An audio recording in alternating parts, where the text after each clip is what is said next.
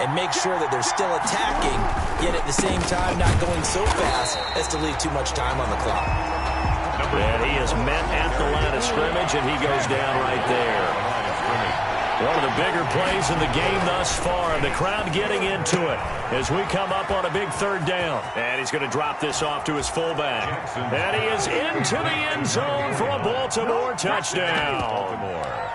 A 22-yard touchdown grab as the Ravens push further out in front. And he wasn't blocking or running it there. They tossed it to him. And you remember the good old days when the 49ers were riding roughshod in the league? They use their fullback in pass plays all the time. Roger Craig, Tom Rathman, those guys were terrific at running these types of plays.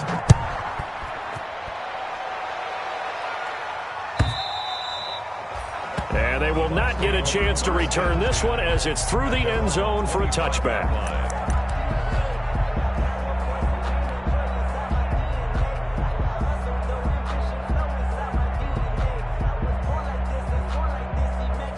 The Bucs offense set to begin their next possession. And you figure after giving up that last touchdown, they trail by 2 scores here in the fourth quarter. This drive becomes very critical.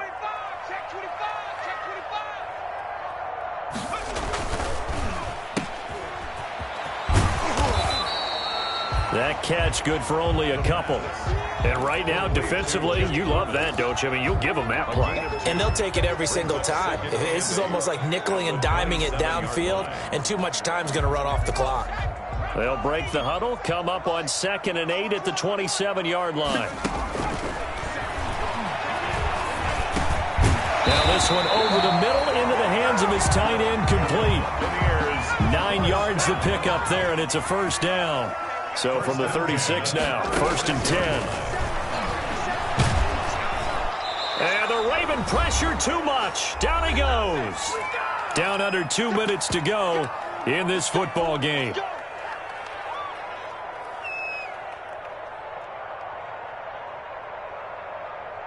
So it's Buccaneer football as we welcome you back. And let's see what they've come up with offensively after having time to talk it over. 57 to Mike. 57 to Mike. Watch the run. Watch the run. Good shot, baby. That's a big shot. 79. 57 to Mike. 57. There's a quick throw right side, and it's complete. And he'll be out of bounds across the 30-yard line. Only 3 yards on the catch. It's 3rd down.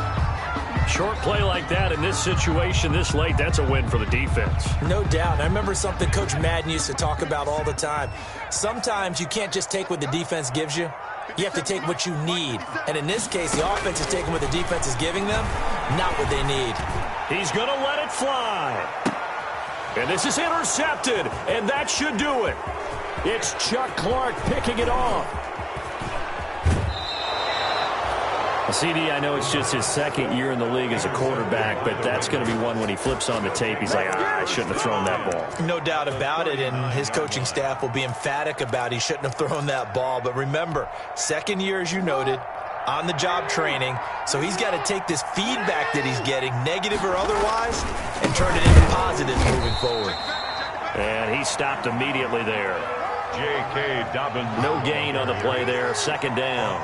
Right at the line of scrimmage. Another running situation on the doorstep as they come up 2nd and 10. At the Buccaneers' 39-yard line.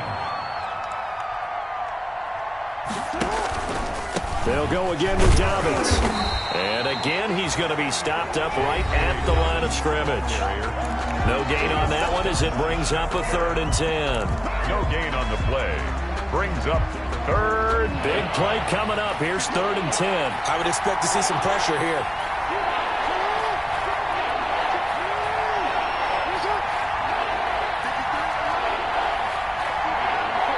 And the blitz does come. Towards the end zone for Brown. And intercepted. Maybe the turning point they need. Snags it for the pick.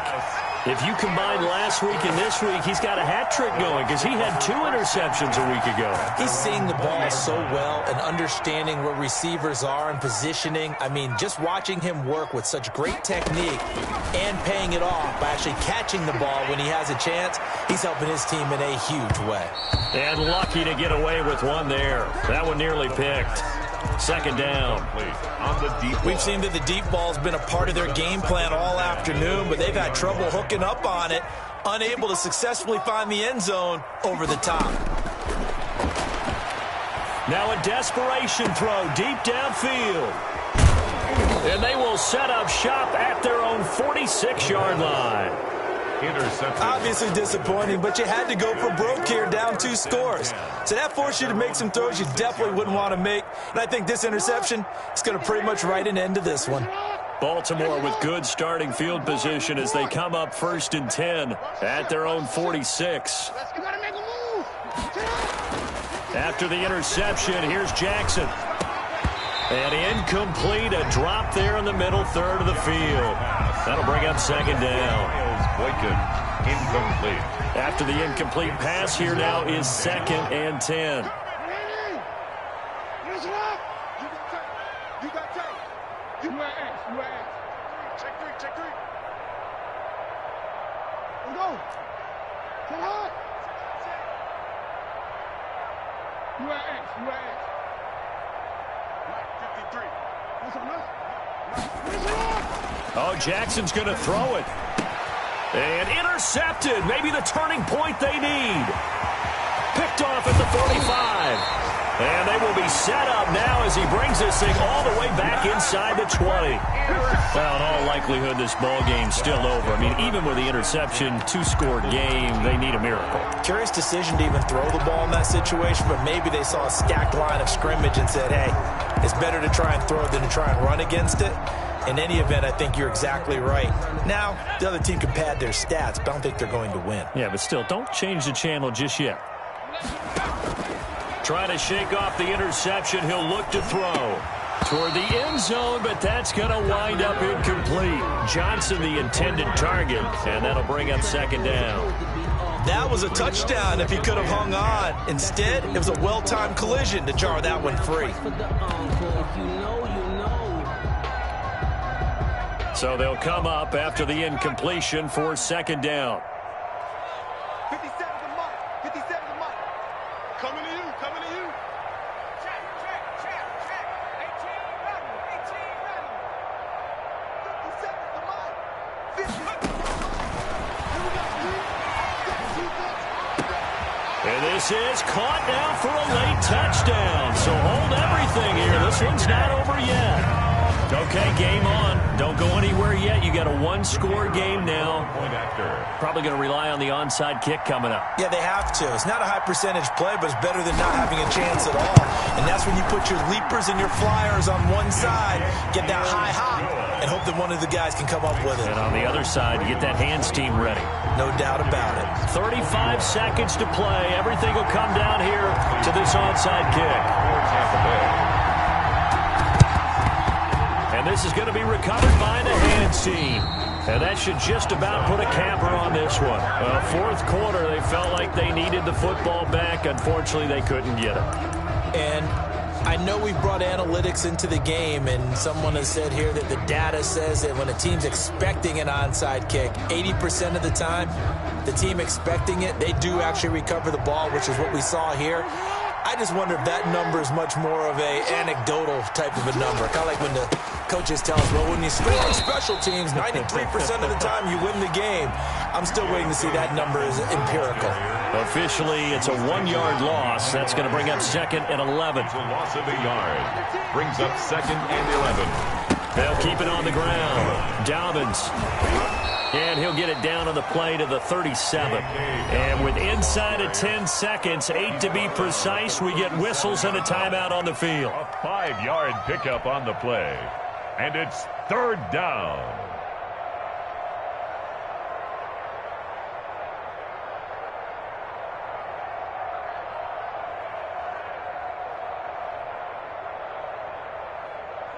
If they want a first, they need to get the football to the 32 here on 3rd down.